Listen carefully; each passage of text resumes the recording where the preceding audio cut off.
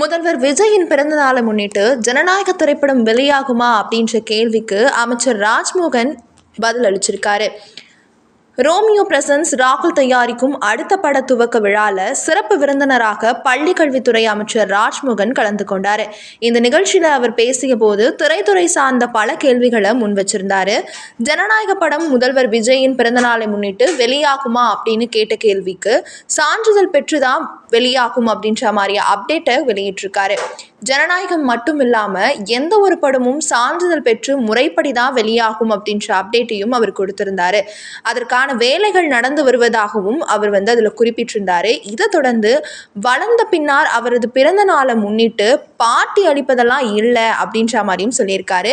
அதுக்கு பதில் நலத்திட்டங்கள்லாம் மக்களுக்கு வழங்கப்படும் அப்படின்ற மாதிரியும் அவர் குறிப்பிட்டிருந்தாரு. பெரிய சமூகம் கொண்டது அப்படின்றத தாண்டி சமூக ரீதியாக என்னெல்லாம் பண்ணணுமோ அதெல்லாம் முதலமைச்சர் விஜய் அவர்கள் பண்ணுவார் அப்படின்ற மாதிரியும் சொல்லியிருந்தாரு. இது போன்ற சமூக கொண்டாட்டத்தில் ஈடுபடுவதற்கு எனக்கு விருப்பம் இல்லை அப்படின்ற மாதிரியும் சொல்லியிருந்தாரு. படத்தில் தளபதி விஜய் என வருமா இல்லை முதலமைச்சர் விஜய் என வருமா அப்படின்னு கேட்ட கேள்விக்கு நேற்று அவர் ஒரு நடிகர், இன்று மாண்புமிகு தமிழ்நாடு முதலமைச்சர், நாளை அவர் கையில் இல்லை, காலம்தான் இதுக்கு தீர்ப்பளிக்கும் அப்படின்ற மாதிரியான கேள்விகளையும் முன் வச்சிருந்தாரு.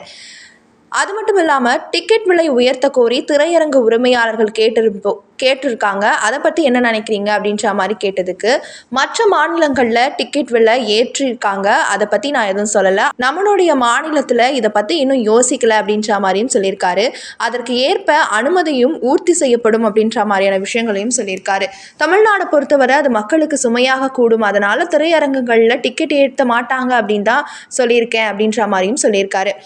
திரைத்துறை என்பது மக்களுடைய அன்றாட ஒரு விஷயம் அப்படின்ற மாதிரியும் அவர் அதில் குறிப்பிட்டிருக்காரு.